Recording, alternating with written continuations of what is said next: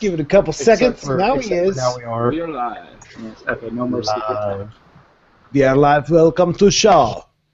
We have a good show for you this week. Surprise, internet. Surprise, internet. The internet is in shock. All four of them. I still don't have a chat room. Aww. I do something. Sometimes it takes a very long time to load.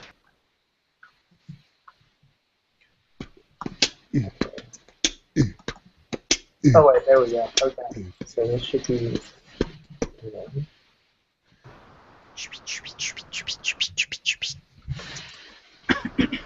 Wiki, wiki, wiki. Wiki, wiki, wiki. Pedia. I get it. Yeah. This I place make for joke. your make-off Joker.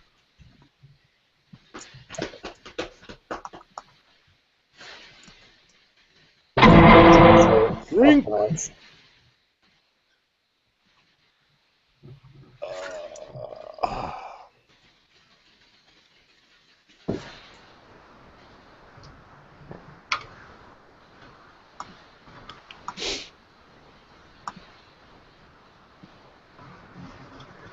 We have lots of pink topics still. Yeah. Ron and I haven't chosen yet. And also, if there's anything that just nobody wants to talk about, we can just get rid of it because there's a lot of stuff on here. And normally, David I put a lot of extra stuff on here so David has something to do at the beginning part of the show. Yeah, you want to keep David occupied. Otherwise, he's just just too smarmy. I'm gonna. So yeah. How about we just take off some of the stuff David wrote, like that thing I just took off. And I'm assuming you just took it off because you took it off. I'm assuming no one here has 5.1 yet, right? And this is correct. Wait, what? I have 5.1. I have 5.1 on their watch. Yes. I have it on my watch. Okay. Why don't you have it on your watch, Cam? I haven't seen anything about it for the smartwatch. Nothing. Is this lower third You can correct? tell it have 5.1 because the font is huge. Well, it's up to you guys then. If you want to talk about the feature spotlight, I could not give a flip either way. I think we should just get rid of that one because it's not really very interesting, to be honest with you. I totally agree. Okay. Get rid of the maps thing. We don't need to talk about a translucent status bar on the podcast. Oh my God! No, we friggin' don't. Okay. I mean, Somebody needs to take these beautiful, beautiful Skrillex cases, which are so nice and just so good, and. Oh, I can do the Internet of Things thing since I actually wrote about that.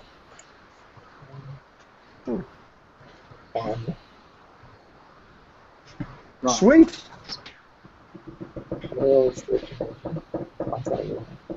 Alright, where do we put Ron in the intros? We have 1 minute and 10 seconds. Bob can maybe introduce Ron after he does his thing, maybe? You're talking about this this week? No. That would require me saying words. Yeah, it's not like you're a talkative guy or anything. I'm not. The strong silent type. Bob's really very shy. Oh my gosh. Yeah, legal things? No. Okay, so I deleted some other stuff that I think is just dumb. Yay, dumb deleter. Word. We could cancel legal stuff on account of David not being here. It's entirely his fault. Yeah, but I noticed Ryan wrote it. I'm assuming you don't want to talk about Ryan it. wrote the story. Wait, what happened? The Android at Arms section, No. which I... Fuck it. You want to kill it? Okay. I want to kill it with fire. It is murder, death.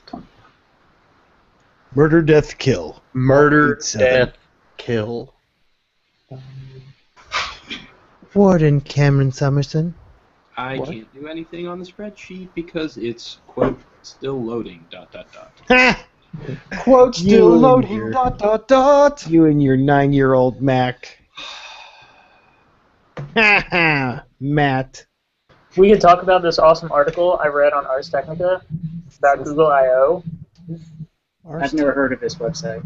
I think What I is it did again? there How do you once. pronounce it? I think I went to Ars Technica once upon a time, decided What's it called? that it was Ron's clickbait, Technical? and left. It's like it's like a food blog or something. Who's Testica? Yeah, it's ARS technical. AR's technical? Testicle? Testy nickel? Chesty nickel. God, hip chat. I miss hip chat so much. It is Cameron flying. I know. Hold on a second. This is probably the super fun. Tell hip chat I said hi. So, Bob, there's a pink topic that's actually supposed to have your name on it down below. What? I don't want any more. It's just a continuation of the one that you already have your thing on. A screenshot. Podcast. A screenshot. That's not actually clicked. What's the top one say? Wait, my camera stopped. Right, because you opened photo booth. It's the same story, just more devices, basically. Oh, wait, we're back. No, we're not. No? It's a trick. And there's one down there that's supposed to have my name on it, but doesn't. No. But I can't edit it. Could you put my name next to that one that's below the two other mats? I can't do anything on the spreadsheet right now. It's really lame. Yay! Hooray for lame. Hooray for lameness. We are 2 minutes late. Yes, we are. It's true. Yes, we do. Every week. We do what? Except when Ron's here. Start on time. Every week. We don't. That's not. Every podcast has its own like shtick. Ours is not starting on time. Also, technical issues. That's also a shtick. No, that's every podcast. No podcast starts on time. Yeah. No. So then we're just the face in the crowd. We do what everybody else does. We should start it on time. That would be we should buck the trend and start on time. Oh my God! I see what Bob was trying to do, man. He's trying to make this like a legit thing. Yes, I am all about legitimizing the things. So the remaining pink topics we're doing popcorn style. Is that it? I don't know. I have no idea what even the remaining pink topics are because Matt, just introduce them, and whoever feels like talking about them will talk about them. Obviously, none of us. You just toss it out there, and I mean, look, I don't think anybody really wants to talk about Oppo phones that are never gonna ever come here. No, they're violin inspired. I don't think I understand. That makes me even less interested. I don't understand that.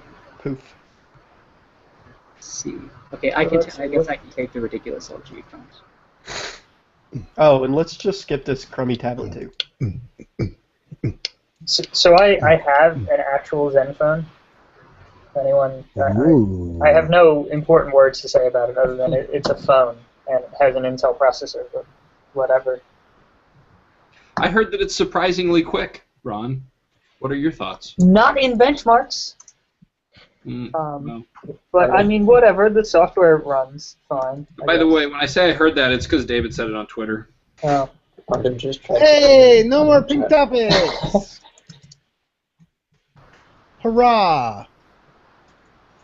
I will press the button that makes the recording go round. Go round? Yes. Okay, so are you going to do the whole introducing Check. the guy nobody knows thing? Check Nicole. The guy no one knows? Yeah, because we seriously don't have anybody who's listened for that long. I mean, how could they have possibly put up? Somebody said, hey, hose. Hey, hose. That is.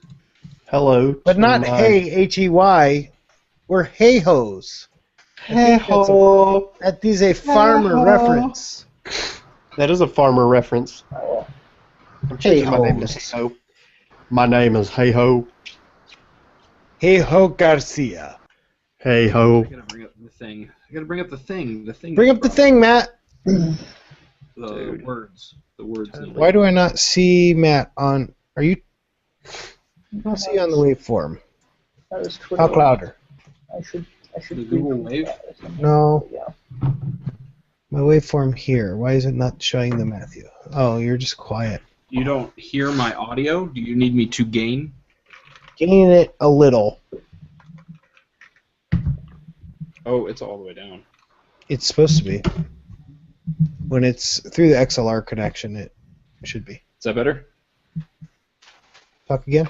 Okay. Is that better? Better yet? Better now? Good. Better. Yeah, I guess just nobody's waveform is updating. That's probably a good thing, right? Oh yeah, probably.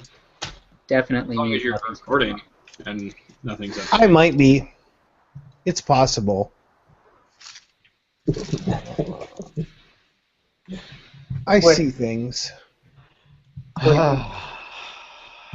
This URL for Good the job. podcast is Yeah, that's interesting. yeah, we've been updating. So are we All right. prepared for this? I'm ready to press the goes.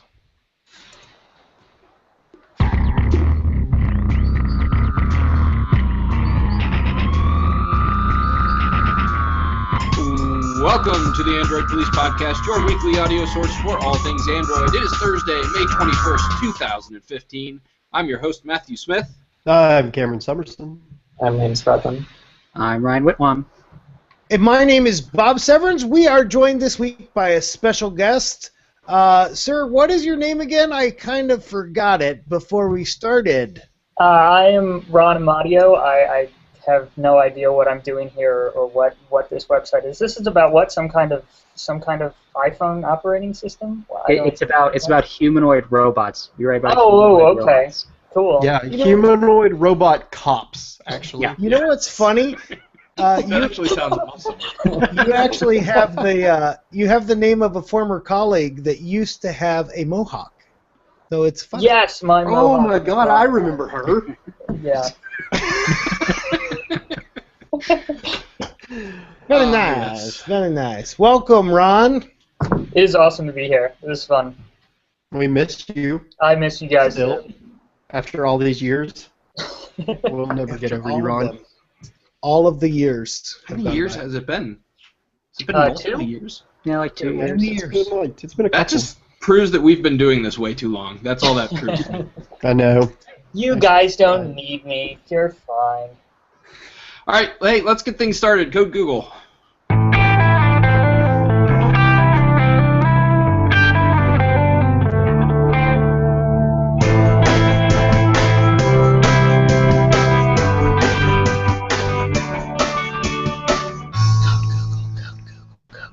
All right, so we know from Google I/O keynotes of past that Google has some aspirations to be kind of a lot bigger presence in your home, more than just on your phone and in your search bar. But this week we are learning some news that they are potentially looking at a new operating system that's going to make that that widespreading a lot more available to the general public, right, Ron?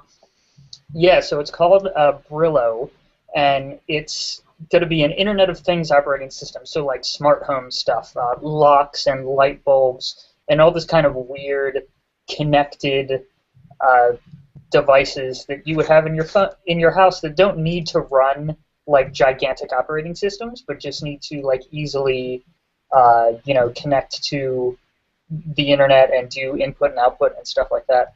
So supposedly the Android team is stripping down some version of Android to run on these little tiny crappy connected home devices that have like 64 or 32 megs of RAM.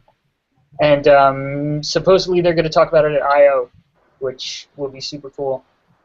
I have actually had, after this report came out, I had a couple people message me that's like, hey, if you look at the Chromium like issues page, there's a bunch of stuff about Brillo, which is weird because it does not jive with this report at all. The information says it's going to be made by the Android team, but then the Chromium team has all these bugs against something called Brillo. It can't be different projects with the same code name, can it? Maybe there will be some sort of like Chrome-based web interface for connecting to all of your connected things. I mean, like the Chromecast is called Chromecast, but it's really Android. And they try to tell you it's Chrome OS, and it's not. So is it just like the opposite version of that? It's very confusing, but we're going to hear about it at I/O, so that will be interesting. Very Google, Google has Nest and Dropcam and all this other smart home stuff that they bought and need to do something with. And this is the first time we've actually seen them kind of move into the smart home area more. which sounds really neat because I'm building a smart home, and right now it's like a Samsung Smart Things hub, and it's super terrible. But I can unlock my door from my cell phone, so that's cool. Well, I think anybody who kind of looks forward to doing these kinds of things with their houses always kind of has to make the decision about which platform you want to go with, because there's certain devices that are compatible with certain hubs like Smart Things and whatever the other ones are out there, and there's some that aren't, and you got to be careful about getting the right ones. And I think having something that's more universal is something we can all agree is going to be a good thing, especially if it's open source and everybody can kind of just do whatever they want with it, right? Right. Well, there's Z-Wave and Zigbee, and it doesn't matter because every hub you buy just has like 7,000 antennas in it and just kind of connects to everything else. So it just kind of works, which is neat. But yeah, right. So right now, OEMs kind of make their own software, and it's just a huge fragmented mess, just like when Android started. So they're kind of going to do the smart home version of that, I guess, maybe. So We're gonna have quickly, Bob, I think you have the camera locked on Matt. Nope. No, it was showing Matt the whole time. It's still showing Matt for me. It was sticking on Matt more than usual. Are you sure you haven't clicked on me? I don't have it clicked on you. I will click on Matt, and now I will click off of Matt. Unless No it one was has clicked. something weird for me. Okay. Sorry. Sorry. Is it common, by the way, that code names will have trademark names that you can't actually use for a real product? Is that like a common thing? Yes, because marketing is not involved at this point, and they don't. There's no one there to yell at them. But yeah, no, it can't be publicly called Brillo or anything. Yeah, I don't know. We said that about KitKat too. Yeah, Well, they're going to have a tie-in with Brillo ads. You'll get like some Google smart ads. You heard it here first, guys. Google's teaming up with Brillo to do. That's not a snack code name. It can't. I've never eaten a Brillo pad. Yeah, You've never lived. you don't know if it's a snack or not if you've never eaten one. Sure. See, a Chromium Brillo project makes a lot more sense because that could be like a new way to clear your search history or something. You just give it the old Brillo scrub and. That's secure erase. It's like harder. It's harder than just erasing. You grind the history away with a Brillo pen. All right, well, let's move on to other things, starting off with Android M. Of course, I/O coming up next week. The Android M rumors are flying every which way. So in this edition of Android M rumors, we've got fingerprint authentication, Ryan. What's going on with that? Well, as we all know by this point, the Nexus 6 was supposed to have a fingerprint reader, and then it didn't. Apparently because the company that was going to provide the hardware was purchased by Apple, and that's why there's Touch ID. So apparently there have been a couple of reports, including one from Ars Technica, right there. I think that's a food blog. I don't know why they were writing about this. But, the food blog is actually across the office. Oh, okay. But anyway, so there have been a couple of reports that Android M, which we expect to be unveiled at I/O, will have a native fingerprint scanning technology built in, and this jives with things that we have heard, so that's pretty much a lock, I think, for Android M.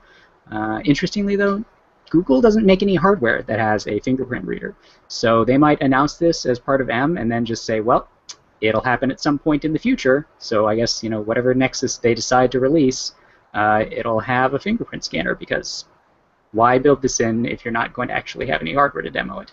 Fingerprint scanner dongle. You heard it here first.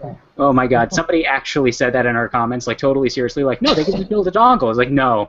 Will it be a free dongle? There's no way in this reality that we live in that Google is going to release give it away. a dongle. It's just, at the Asus thing, they had the Lolly Flash, and it was a little headphone jack thing that was a flash, and just that, but a fingerprint. That's the giveaway at I/O this year. Yeah. It's a fingerprint dongle. But no, this is like hugely important for developers because they need to integrate all this crap into their apps like now, because right now there's Samsung thing which nobody's going to use. Yeah, it is. I think like LastPass uses it. That's the only app I'm aware of that actually makes use of Samsung's fingerprint stuff. Yeah, and hopefully Samsung switches over to this so that we have a nice unified. Oh, I think that's wishful thinking. Thing. Yeah, Samsung never switches over to things that make sense. No, Samsung's going to keep going with what it's got going on. Have we run into anything like that where Samsung makes an API and then Google makes it later? Have they switched over? It's always hard to tell what mood Samsung is in. Wait, have we? It seems like we have. Like we've come across that somewhere or another. Well, I mean, I think that just the fact that they're making Tizen watches just sort of points to how little they care for what Google wants to do. Tizen, LOL. I like that instead of laughing, Cam actually just said LOL. All right, let's move on to Android Auto. Obviously announced last year at Google I/O, but not a lot of visibility out in the wild. So Ryan, you've gotten a chance to kind of run it through its courses. So what are your thoughts on Android Auto? I guess for it being a year after announcement, it still seems awfully not ready.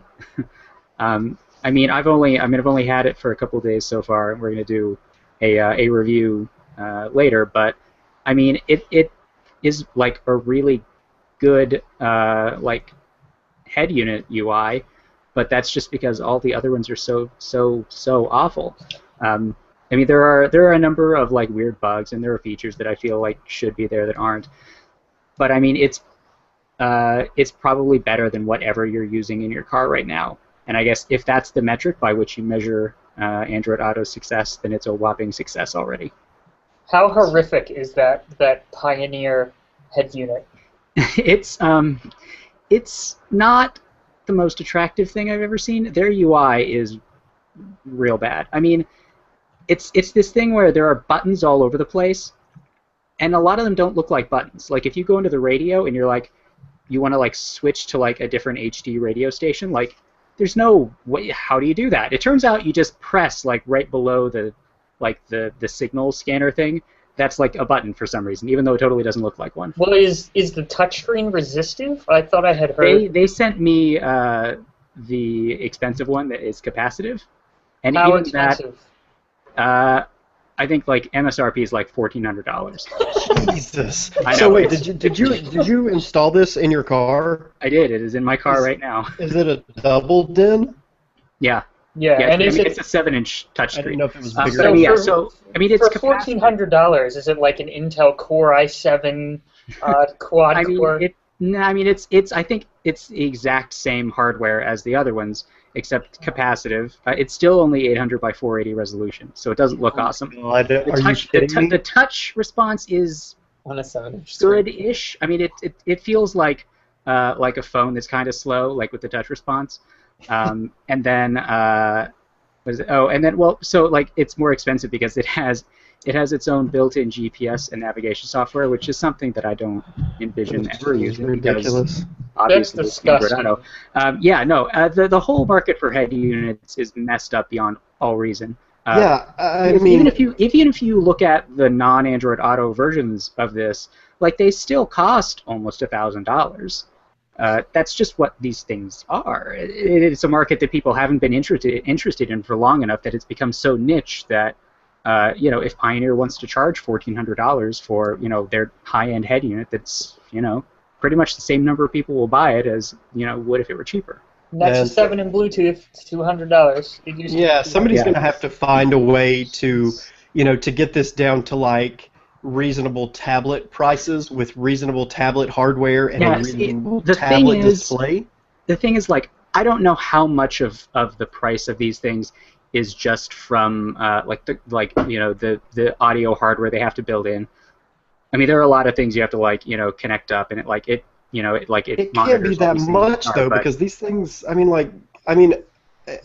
I'm just ignorant to it because I don't really care about car stereos, but a car stereo, they've been around for so long, and from what I know, the wiring and components hasn't changed all that dramatically. Not $1,400 worth. I mean, I can see. Oh no, I mean it definitely. $400. I'm sure that it is that the profit margins are obscene. But I mean, like the low end ones, like I feel like that's what a really premium one should cost, and that I feel like they could still make money doing that. Like whatever. I'm like, I don't work at Pioneer. I don't know how much these cost to manufacture, but I mean, all I really want out of like a head unit in my car is like a screen that can run Android Auto, and if I don't have my phone, if it can play the radio, then that would be nice too. Android Yeah. Auto's dumb. It's a stupid idea. You know what? And it prices like $1,400 a pop for anything that's usable. I mean, I wouldn't pay any amount of money for anything with a capacitive touchscreen. I mean, I'm sorry, resistive touchscreen. Yeah, I mean, I So- like. Look, I'm happy that they sent me the one with the capacitive touchscreen because I'm sure that I would drive myself crazy with the cheaper one. But I almost kind of wish that I had that one just so I could know how How ridiculous. awful it is. Yeah. I mean, yeah, I guess.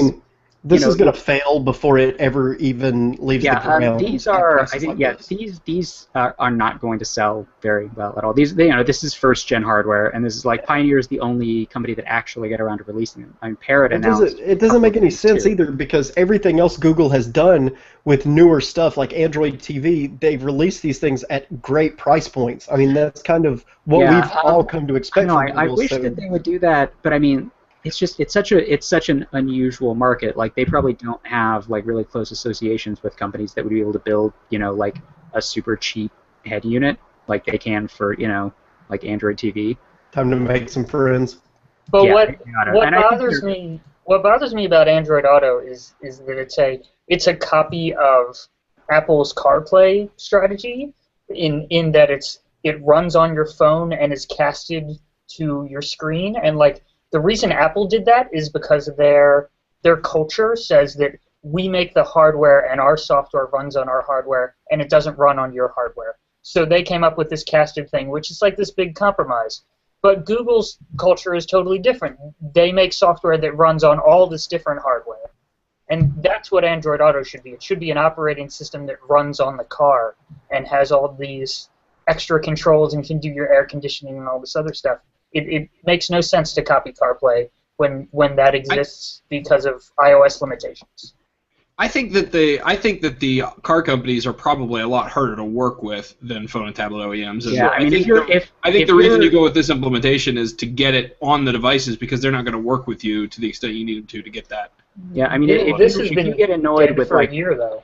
They're not going. Car companies aren't going anywhere with this Android Auto either. Well, I mean, but at the very least, like technically, the Android Auto stuff exists on a lot of phones now. I mean, it's like if you got annoyed waiting for OTA updates on your phone, I mean, your car is going to be even worse. Yeah, right. Yeah, Toyota delivering an OTA update on your car. Right. Yeah, there needs to be some, I don't know, if they don't change something pretty dramatic, let me try that again, pretty dramatically and pretty quickly, no. But it's not gonna work. Rooters had that thing where they're like Android M, it's going to be a full-blown car OS, and you're going to install it on your car, or it's going to be installed on a car, and it's going to be like an Android Auto competitor or replacement or something. And that sounds really I interesting. mean, I guess, boy, that would be crazy if like, at I/O in a few days, like, oh, by the way, Android Auto, never mind about that. Right. Yeah. Wouldn't be the first time we've seen Google make moves like that, though. Or Yeah. because it wouldn't be that hard for them to change directions at this point because I think the Pioneer head units are the only things you can buy right now with it. There aren't even nobody has made a car with it built in. And there are some cars that could get a firmware update to support it, but if you've had a hard time getting manufacturers to adopt it and then you can it after less than a year, trying to get them to adopt the new thing that you're going to do isn't going to work out too well. Yeah, that actually probably would be a problem. What with CarPlay existing and most manufacturers supporting that too, they just well, never mind, we'll just do this. Right. So, all right. Well, let's move on to new YouTube news, starting with 60 frames per second. It's going to be rolling out to Android soon, right? Yes, apparently. Some users are already seeing it, 720p and 1080p at 60 frames per second in the YouTube app. Not everyone. Not everyone's seen it yet. I haven't even checked to see if I have, but it should be rolling out, and there will also be 60 frames per second live streaming. So that's pretty fun. 60 frames per second should make everything look dramatically better. Over HTML5, down with Flash. Woo! All right, let's move on to Android Wear. So we've got a 5.1 rollout that actually started, and it's actually going to devices, right, Cam? Not yours. It's not mine. No, not mine. I haven't seen anything about it it coming to the smartwatch, which makes me feel very upset in my heart.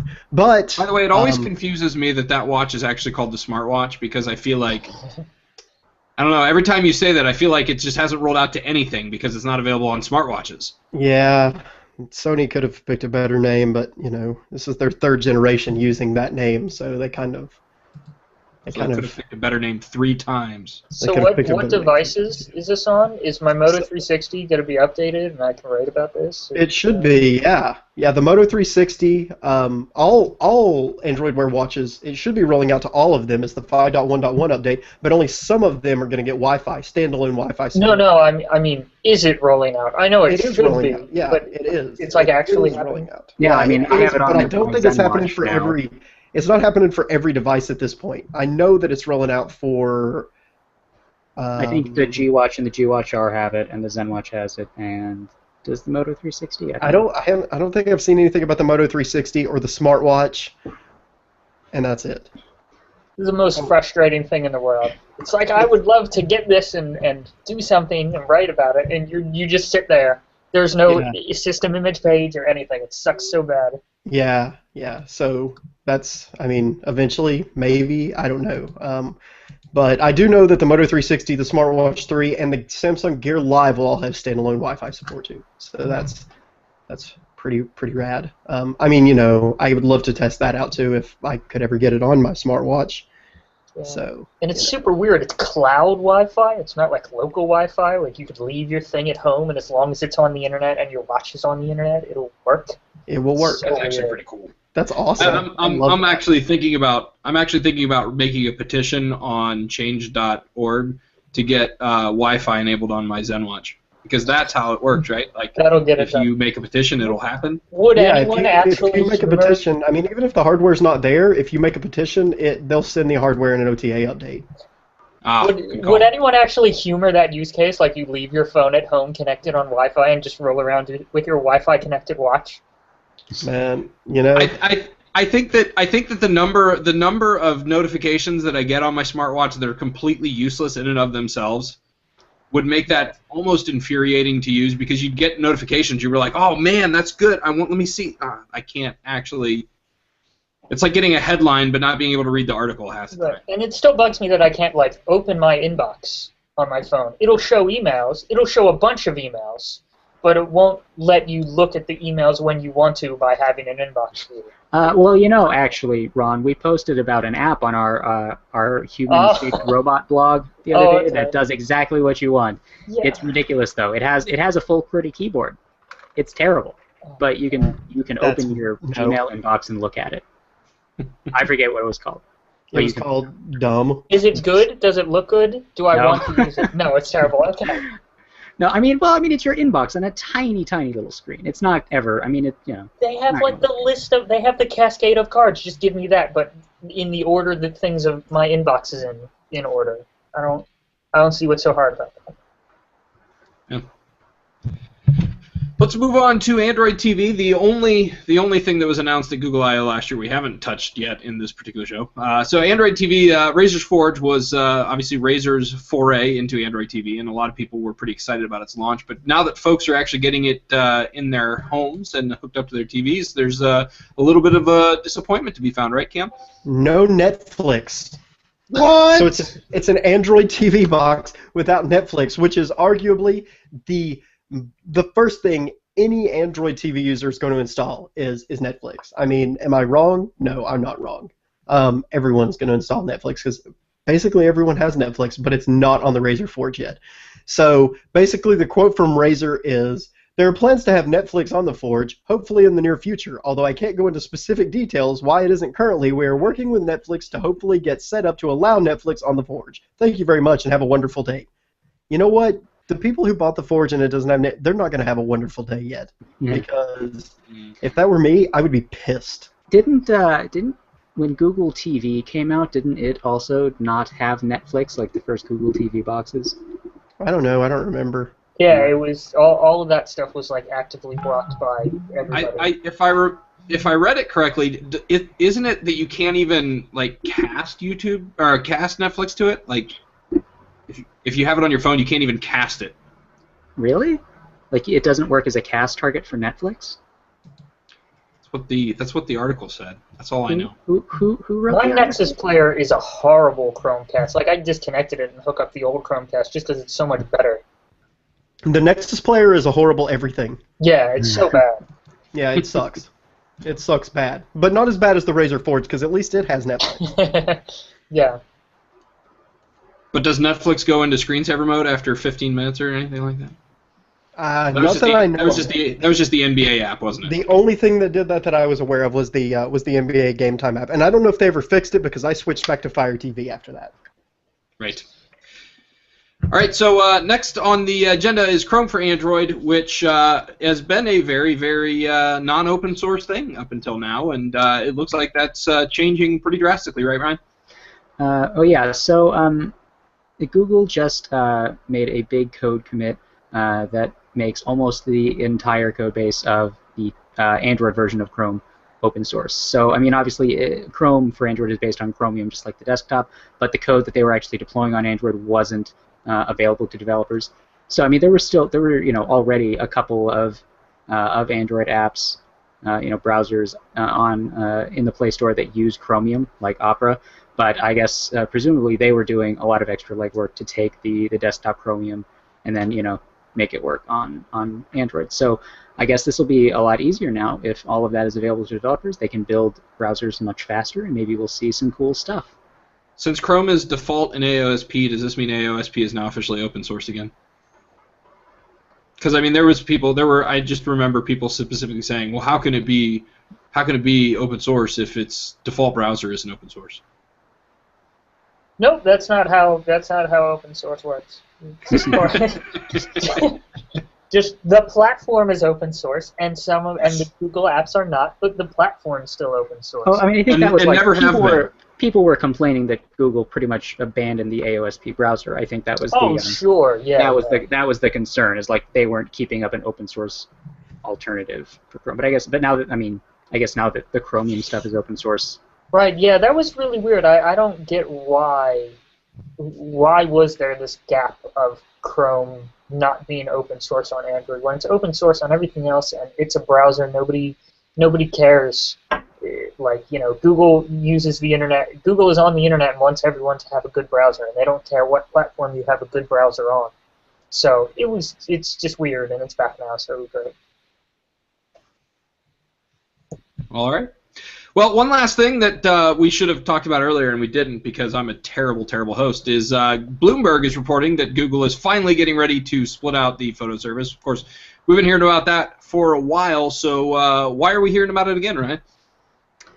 Because it is almost certainly happening now. At I/O, it's pretty likely that Google is going to announce a new version of Photos, something that is separate from Google+.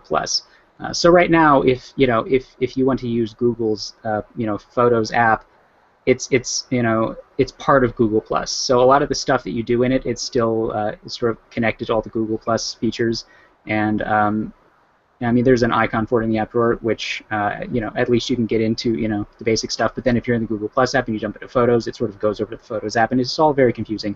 And a lot of people just don't want to use it because they don't want to use Google+. Whether or not that's a reasonable thing to do, like it's just another thing to get in the middle of.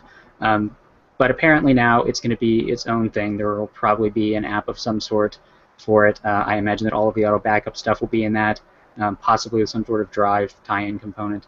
But yes, so look for that to happen at I/O. I imagine it will probably be a pretty big deal for Google, considering how annoyed people have been with the way Photos works right now. And it's going to integrate with Facebook and Twitter, and Google just put tweets in search results, and it's like, poor Google+, man. Yeah, the more I think about that, I feel like that that might just be a way of saying like it's going to have the sharing intents that Android already has. Because I mean, if it's an app and there's a share button, it's going to pull up everything. I mean, I don't even know that like it's going to have to give deference to those services. I feel like that might have just been weird reporting from Bloomberg. Well, they could have the same thing on the web interface too, with the just various share buttons that Facebook allows you to put on whatever website you want. I mean, it seems like that would be a really easy thing to integrate. Well, doesn't like Instagram do like the photo goes in the Facebook post, and it could be like one of those things, like not necessarily phone kind of integration, but like web integration where there's some kind of, I don't know, one thing talks to another. But yeah, Android's always had it, so whatever. Android's good at sharing. It's very shareable. All right, so one last little thing. I don't even know what to make of this. Obviously, there's a Google store, and there's obviously a desire to buy first-party OEM licensed accessories for your various Android devices from this store. But I think in this particular case, they might have gone, I don't know, I'm just going to say a different direction than I would have gone. So, Liam, Skrillex cases and wallpapers. What do you think? Yeah, so Google has apparently started a program to partner with artists and make custom cases and wallpapers to go with them with the collaboration of those artists, and they chose Skrillex. So it's a set of 3 cases, each with their own live wallpaper. One is Space Shield, one is Circuit Bay, and the last is Little Planet. And they all have a smart button. Because, they're $40? Yeah, they're $40 for a case with a smart button that is basically like a home screen shortcut type thing that works through NFC. And they're available for the Nexus 5, 6, Galaxy S5, S6, and Galaxy Note 4. So this is kind of the same concept as Workshop, except users don't get to customize anything, and instead of like cool maps and photos, they made it Skrillex. So wait, so like the button thing, can you pick what it does, or does it just like play a Skrillex music video?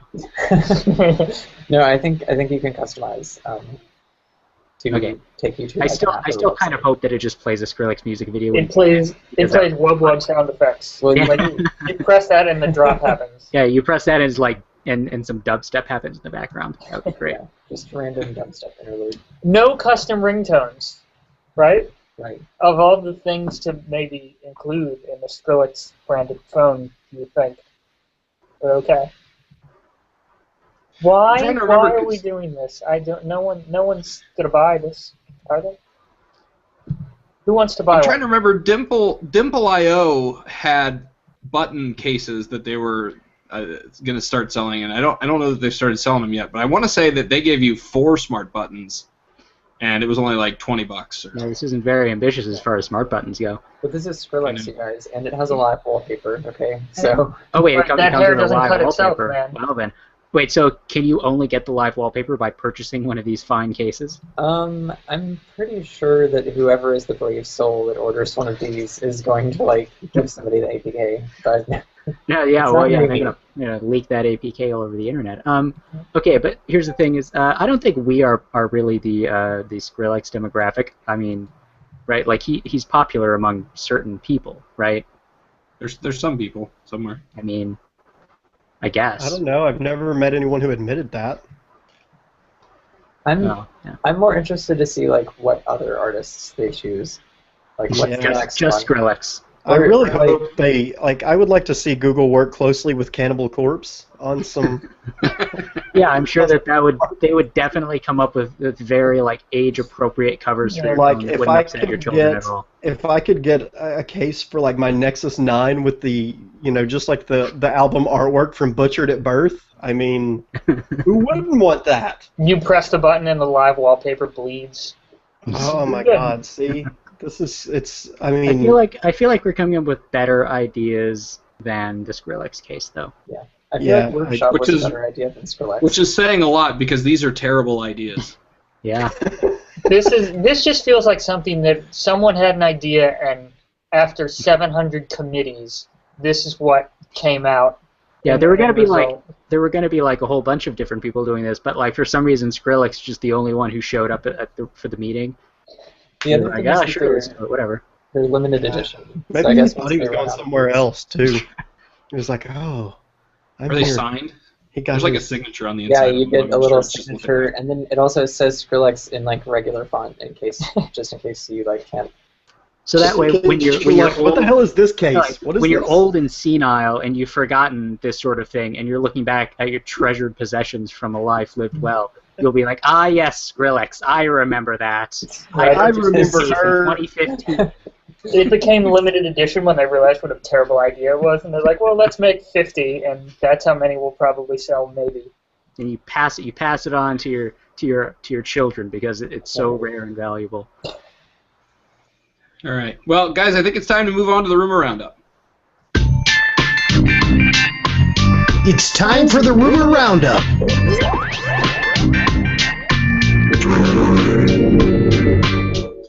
And it's a rather short rumor roundup this week. We have one rumor, so let's round it up. Starting off with the only thing. We're going to finish with it, too.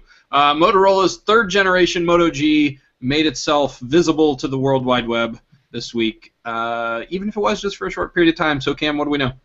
It showed up on Flipkart, and there was no picture. There was nothing really interesting. It says Motorola White Moto G third generation, 8 gigabytes of internal storage. Oh, I got one too. That's basically what it says. Previous rumors suggest that the third generation Moto G will have a Snapdragon 610, 2 gigabytes of RAM, and a 1080p display. And that's the extent of what we know. And none of that has been verified, not even by this leak. Basically, all this leak does is say, hey, there's going to be a third generation Moto G, but you know what? I could have told you that. Of course there's going to be a third generation Moto G. I don't need a Flipkart page to tell me that. It's gone now anyway. Okay. Breaking news. I have breaking news. We're all getting Project Fi troll invite emails that say... Yeah, they're telling everybody who didn't get invited that they didn't get invited. Just, right. That's what we do. We currently estimate... Well, wait. The title says an update on Project Fi invites, which makes you think like you're going to get one or something. But it says we currently estimate it will take until midsummer to get to everyone. So thank you.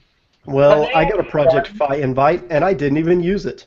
What really? Was it join Project Fi and buy a brand new Nexus 6? I'm not sure. I didn't even click on it. I was like, oh yeah, that thing that I'm never going to use. Well, okay, thanks Google. It would be funny if they were only sending the people that didn't have a Nexus 6 yet. Right, Well, I think that's what happened. I don't think like BYOD people have. Well, Cam, you have a Nexus 6 attached to your account, even if you don't like physically have it anymore, I do have a Nexus. Yeah, I sold my Nexus 6, but I do have one attached to my account. So, but I sold it. But did you answer? It asks you a question when you sign up for the invite. It says, "Do you have a Nexus 6?" Oh, that's right, it does. Did it? Because it didn't for me. It literally, I put my email address in, and that was it. It was like the very first minute. I remember. It was like, okay, whatever. Unless I'm remembering wrong, which I don't think I am. You were just so excited to sign up for Project Fi, you just couldn't pay proper attention to see what. I don't know. Maybe but maybe at the time I did have. Maybe that was before I sold my Nexus 6. I really want Project Fi to just be a huge elaborate ruse to get rid of Nexus 6 stock. I'm just gonna wait for faux or fum. Project Faux Fum. All right, so now it's time to, pay the bills. And this week, our sponsor for the podcast is Reflector 2, the easiest way to cast Android devices directly to your PC or Mac. Just load the app and start casting using Google Cast or AirPlay the same way you would to your Chromecast or Apple TV. You can even record what you cast. So head on over to airsquirrels.com/reflector to try it out free for a week. If you like it, you can use promo code AndroidPolice51 to get a $5 discount on a single license, which is a pretty good deal. That's over 30% off. So make sure you head on over to airsquirrels.com/reflector. All right, let's move on to the hot sheet. Hot sheet.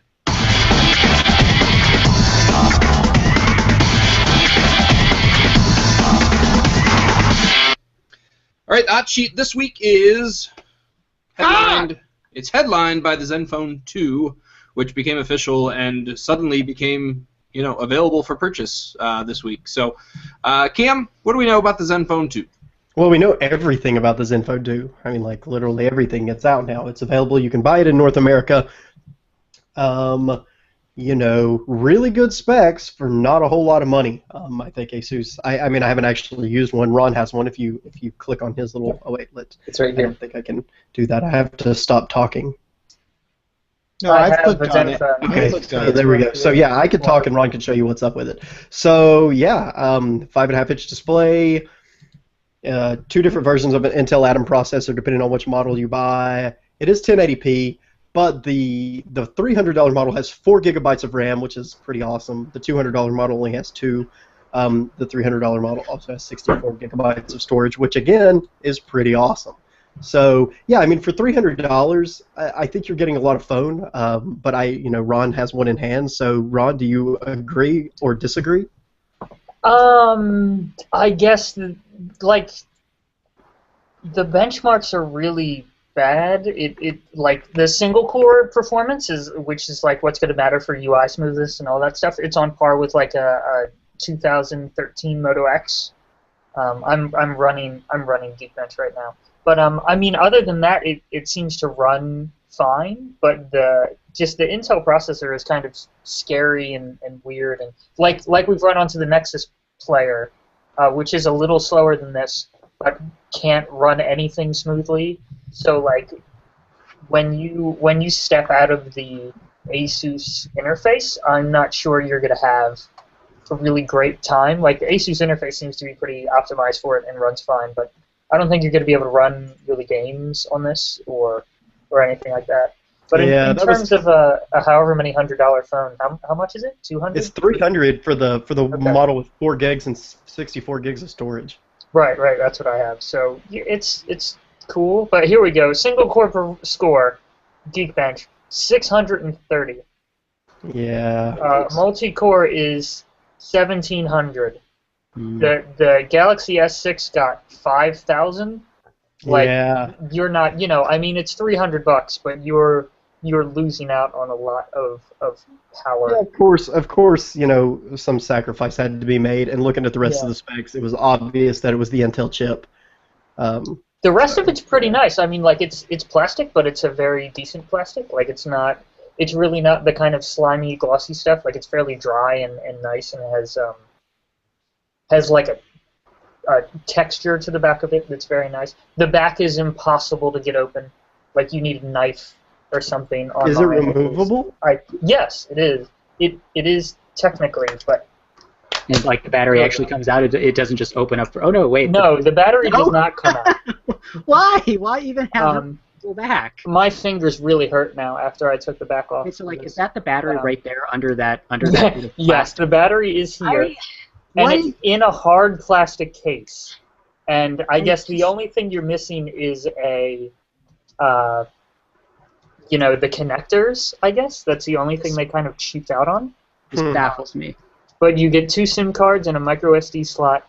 And this comes with a crap load of storage, doesn't it? How much storage is on this? 64 gigabytes. Yeah, that's pretty awesome for $300. Yeah, for $300. I mean, I'm pretty impressed with it. I was tempted to like pull the trigger and buy one yesterday, but I convinced myself I didn't need it, so I didn't buy one. Right, it's really nice. The screen looks good. I haven't played. The benchmarks are probably the only scary thing. I haven't played that much with it though to know how well it deals with stuff. But I mean, the benchmarks are awful, but it runs well, which is weird.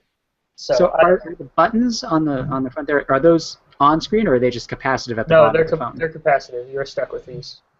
Weird. Well, at least they're in the right order. And they ruin swipe up if you. Oh yeah. See, I don't even know.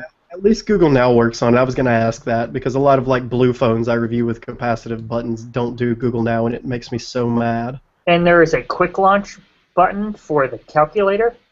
Which yeah, because I definitely always need that handy. But I mean, other than that, it seems workable. The skin seems fine, I guess. For as far as skins go, they didn't really ruin too much. It's for $300. It seems very nice. What would competition for this be for $300? A Moto. I mean, the Idol 3 is $250. The what? The Idol 3, the Alcatel Idol 3 that just came out. Yeah, okay, sure. Yeah, I don't even know anything about that. Yeah, nothing's in the $300 price range anymore. Not a lot. I mean, obviously, you can still get a 1+1. I was going to say the 1+1 would be, at $350 would be probably the biggest competitor. Right, but this works. So, yeah, and ASUS doesn't really have like moronic marketing that is done by apes.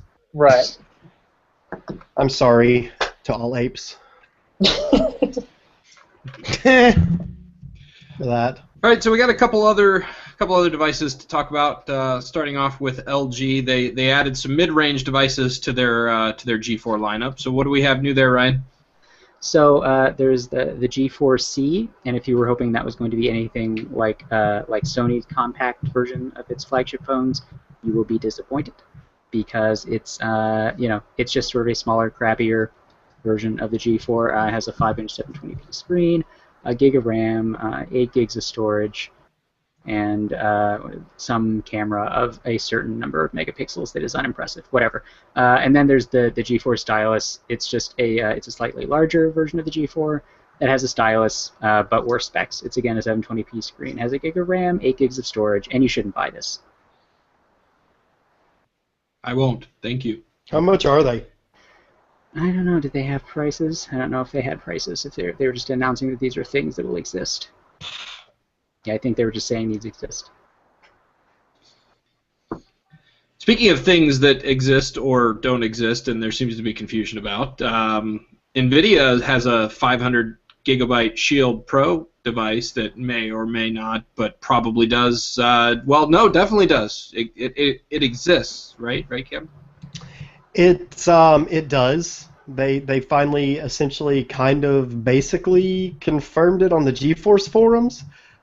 So we saw this. I don't necessarily want to say it leaked. Well, I guess it kind of did. It showed up on Amazon under the name Shield Pro, and then, well, no, actually, it showed up on NVIDIA's site initially as a 500 gigabyte Shield, and then they immediately pulled it down and said, no, this was just developer reference hardware, blah blah blah. There's only going to be the 16 gig version. But then it showed up on Amazon as Shield Pro with the 500 gigabytes of storage, and then it was pulled down from there.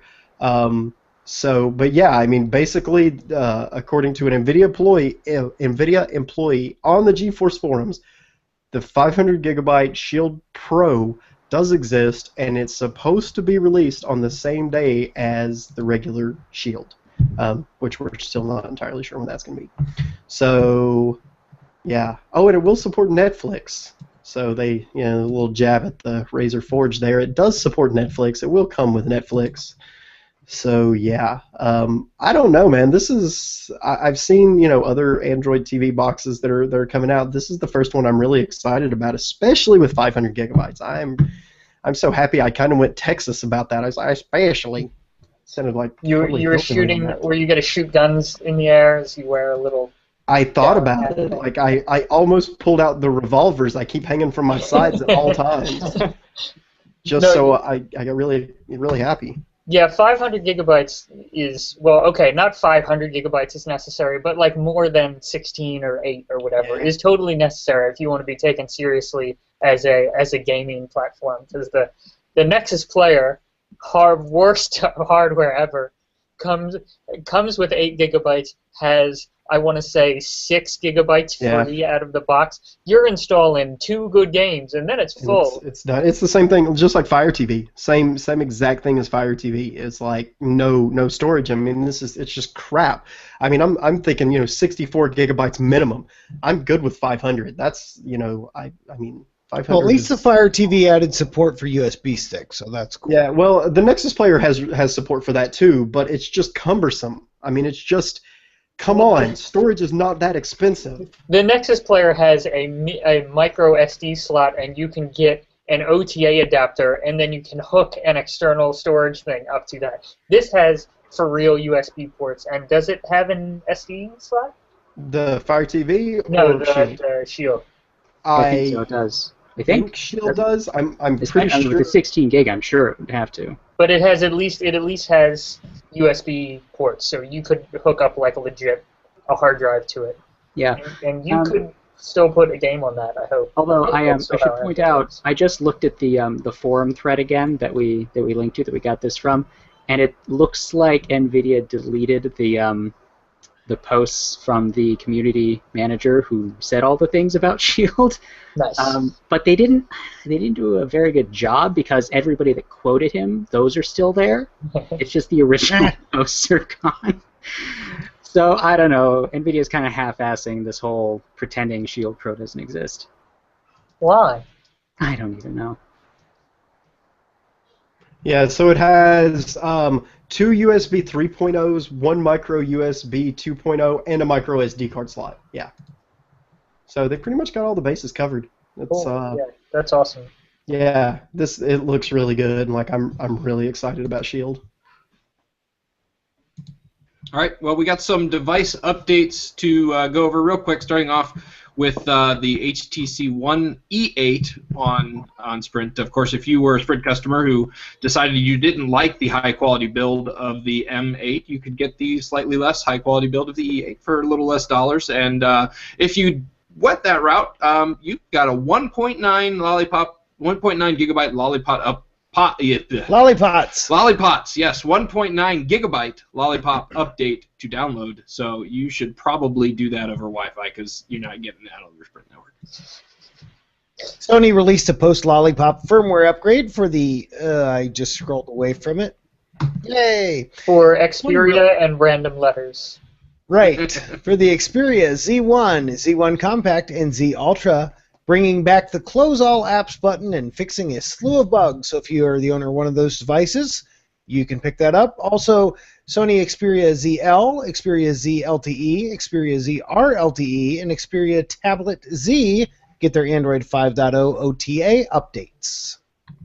All right, so we just heard about the third generation Moto G today, and we know that the second generation Moto G got Lollipop back in January, so the first generation Moto G was a little bit left out up until this week when the updates started rolling out. So if you have a first gen Moto G and you are looking for some Lollipop goodness, it is good news for you.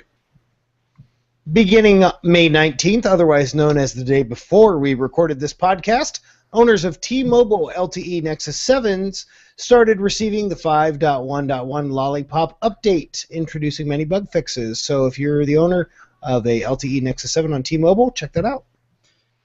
All right, and the Galaxy Tab S10.5 on Sprint, T-Mobile, and Samsung all getting Lollipop updates this week. So if you've got one of those, make sure you check it for updates. Also, the LG G Pad 8.3 LTE on Verizon gets Android 5.0. So you get 5.0, and you get 5.0, and you get 5.0 if you're the owners of one of those devices. All right, let's move on to product reviews. It's now time for product reviews. This week, hands-on with the Studio C, Blue's first Lollipop phone, available today. At least when that headline was written, for $99, with Cameron. Yeah, that was today. Today. Yeah, May 20th, 2015. Yeah, I'll keep it short and sweet. This is actually Blue's first Lollipop phone, and guess what? It's Lollipop. That's pretty much it.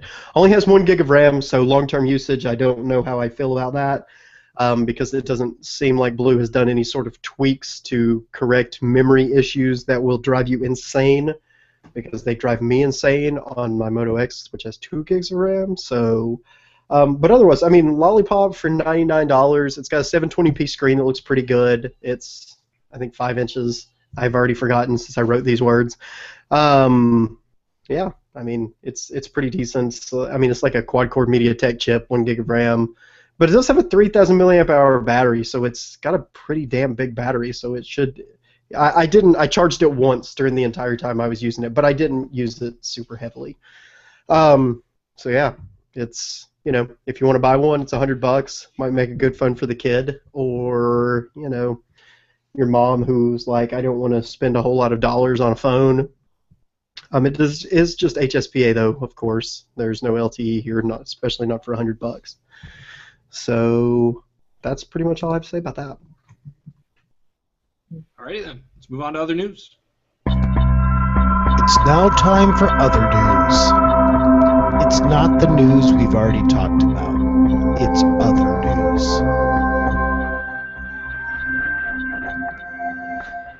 All right, so starting off the other news section with news from Europe, where we're finding out that there might be some consortium. I just wanted to say consortium. It's a fun word. Of mobile carriers that are planning to block online ads at the network level. So this is obviously somewhat alarming to folks who, you know, make their living based on website ad revenue, right? Yes, which is all of us, I think. So yeah, if this actually happened, that would be very bad. But I have a hunch that it either won't happen, or if somebody does try to do it, they will be sued pretty quickly, and we'll have to stop doing it. But the idea is that that these carriers will just have the software on their servers to strip out ads from traffic on its way to users. I guess sort of like ad block running on servers. I'm sure that sort of thing wouldn't be completely bulletproof though, unless they were doing some pretty serious inspection of packets, which people probably wouldn't want them doing. So the whole thing just sounds kind of shady to me, and I'm pretty sure that there would be major legal implications if they tried to do it. So don't get too excited. But boy, would that, I mean, imagine if, like, the U.S. carriers got wind of this and decided to, like, play hardball with Google, and it's like, yeah, we're just going to block AdSense. And I don't know if customers would complain that much, but Google would lose their mind. Enough people rely on income from AdSense that I think they would have a hard time getting away with that. Even in Europe, where people sort of, well, not people, but I guess, regulators are very skeptical of Google, I don't think... Are you saying there are no people in Europe? Yes, Europe is populated entirely by this subspecies of humanity called regulators. I don't know if you've heard of them. Skeptical is a nice word for it. Yeah. All right. Well, I think you can at least rest assured to know that I'm pretty sure Google can afford good lawyers. So, I mean, yeah.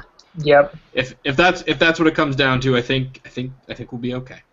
All right, so moving on to things that are, I don't know, significantly less okay. The NSA had some leaks come out this week regarding some Play Store hackery that was being planned a few years back. So Ryan, what are we hearing about this one?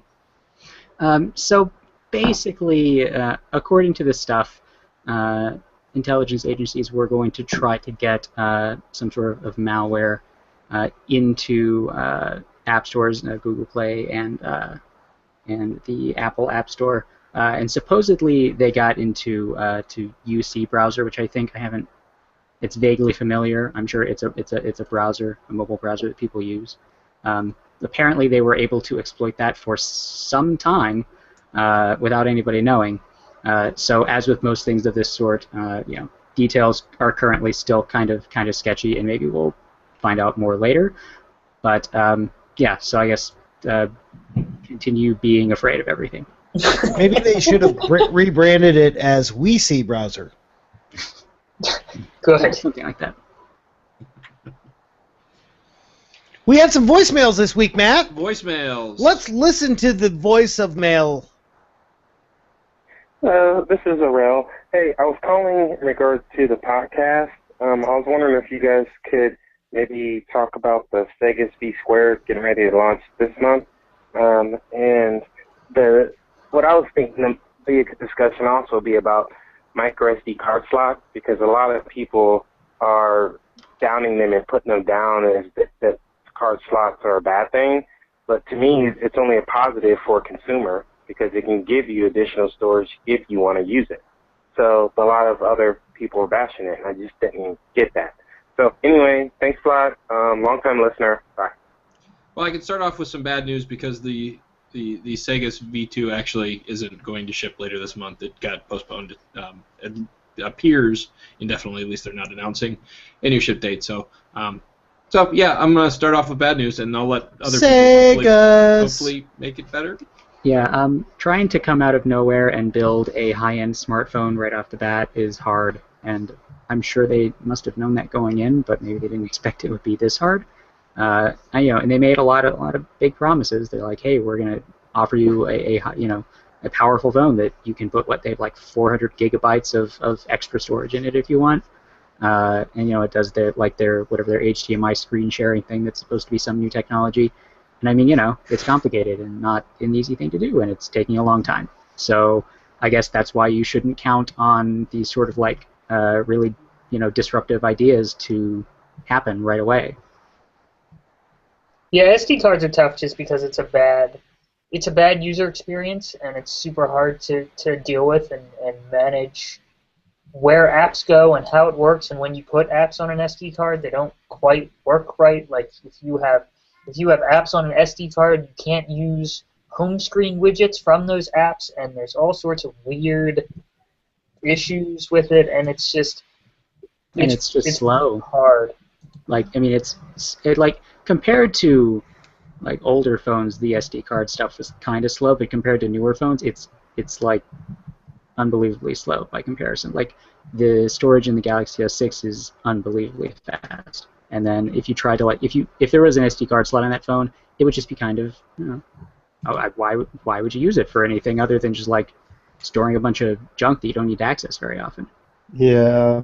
I mean, I just don't see like a really strong use case for that. And if it's easier and cheaper to build a nice phone that doesn't have that extra slot, then I guess don't do it. But I mean, it's a niche thing, and it should exist on one or two phones, I guess. But I don't know that you should expect it on these. Like everybody got mad about the Galaxy S6, but it's like that's the most mainstream phone out there. Like that's the one that they're going to sell 1 million billion copies of. And they should aim that at the mass market that buys it, and not necessarily, the commenter on an Android blog. Yeah, I mean, and if I feel like we're kind of moving beyond this 16 gigabyte base model thing. Like Samsung isn't even offering the 16 gigabyte version this year, and LG's phone starts at 32 gigs. And well, yeah, that's a $300 phone. It is what it is. Right. But a flagship phone, just if they don't come in 16 gigabyte variants anymore, then I think the argument for SD cards is not as strong. It should be 32, 64, 128. Those should be the options, in my opinion, anyway. Yeah. Thanks, Arel, for the voicemail. We have voicemail number 2. Hello, AP. I recently started buying my phones off contract, and I was wondering why the cheap Chinese phones made by like companies such as OnePlus and Xiaomi and Huawei aren't available in the U.S., and particularly why they're not being sold at like the carrier stores like T-Mobile and AT&T. Is there any reason that you guys know of for that? Thanks. A Xiaomi question, fantastic. Yeah, so Xiaomi doesn't sell phones here because they would get sued into oblivion by Apple's lawyers. The Galaxy series got sued by Apple, and they didn't look that much like an iPhone the way that some Xiaomi devices do. And, everybody, there's that chart where it's like, it's a circle and everyone sues everyone else. And when you have the margins of a Chinese manufacturer, you do not want to deal with that, like at all. But Xiaomi just brought the store over to America, and they sell like headphones and battery. Yeah, the headphones, which by the way, definitely look almost exactly like a $500 pair of headphones. Yes, they look exactly like Kratos, and that's just how Xiaomi rolls. Like original design is not valued in China, and if you do that over here, you get wrecked by hordes and hordes of lawyers. And just whenever you build an Android OS, you need to pay Microsoft money and pay probably Kodak and a million other people all these different licensing fees, and that's a huge pain in the butt. And they don't have the lawyers or probably the budget to deal with that. But you've got to figure Xiaomi is headed in that direction as like. That's why they brought the store here. They didn't bring the store here to sell headphones. There's no way. Yeah, I think a lot of these manufacturers, I know like Huawei is also working on trying to move this way. They had that phone earlier. Was it earlier this year? Later last year? That was like that huge 6-inch phone. The first phone I think that they sold sort of direct to customers or whatever.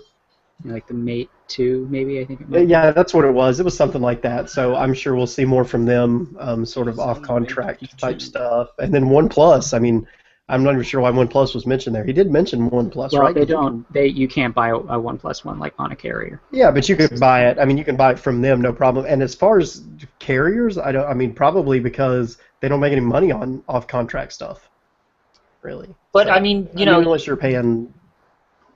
You can go and import a Xiaomi phone, and like it will work. So I mean, if you and they're fantastic devices. Like I have a couple. So do it. I mean, just go import one. It's It's They have the right LTE bands? They have some LTE Some. bands. I don't know. Well, there's a couple different versions usually, like some with LTE and without. So yes, do your research on LTE stuff. But I have one. I can put a SIM card in. It'll work. I don't know how optimal the LTE connection is, but I mean, they're really really nice phones. Cool.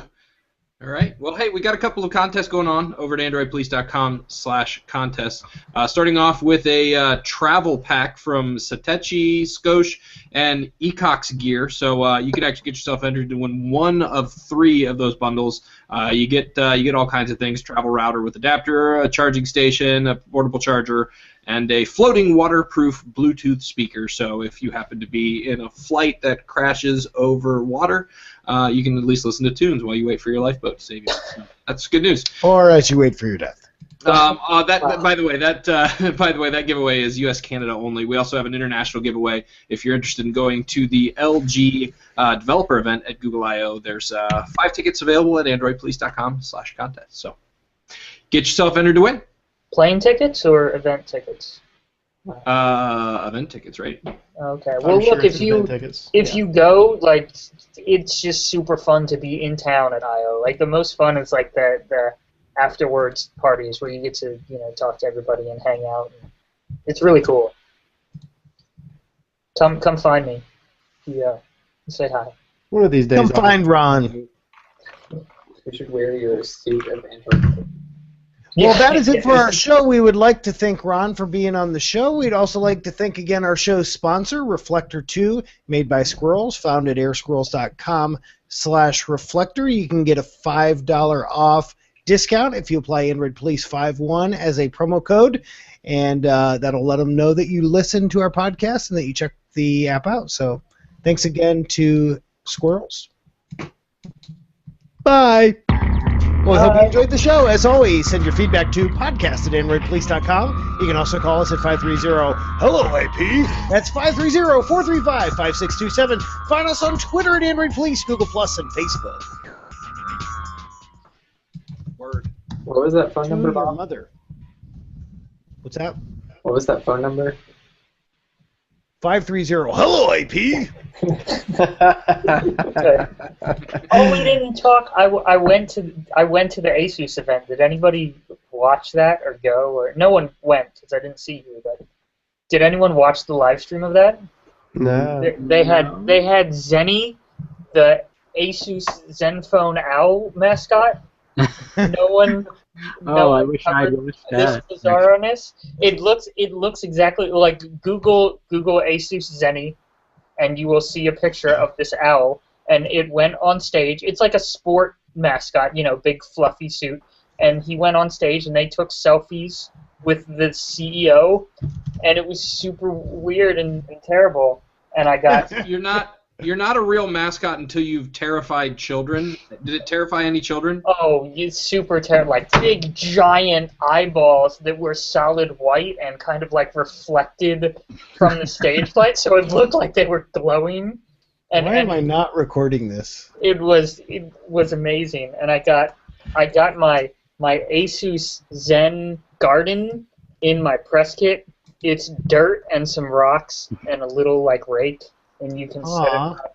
So this is, when you go to an event in New York City, the number one thing you want to do is carry around like 1.5 pounds of dirt and rocks as you walk from subway to subway. And it was very nice of them. Thank you so much for my bag of dirt. It's supposed to make you more relaxed, and it seems like it just made you very agitated. Yeah. The opposite reaction. That's because it's more crap I have to carry around. To be fair, there's a small plastic bridge included as well. Yes. I think that might be an episode title. Thank you so much for my bag of dirt. Yeah, so that Awesome. was crazy. I don't understand. So if anyone ever comes to New York, you can come visit the World Trade Center. It's super cool. David was here last week, or I don't know, a bit ago. I know Liam's here. It's pretty awesome. And, yeah, it's fun. It's a cool place. I want to play that game that's been sitting. Yeah, it's a Midway arcade cabinet. It has a bunch of weird. What are they? Atari? They're not Atari. They're like lower than Atari. It's really, I don't know. The TV's half broken. Like it needs to be fixed. It's weird. Why is the screen black? Do we lose people? No. Oh, Bob. Yeah. Bob died. Bob died. Oh yeah. Bob dies sometimes. Oh. Sometimes we miss him for a little while, and he comes back. And it's fun, like when you go to shows in New York, to just come here and have 400 megabits of upload speed, and you just like Hadouken 700 pictures onto the internet and just hack it. It's super cool. Anyway, just stopping.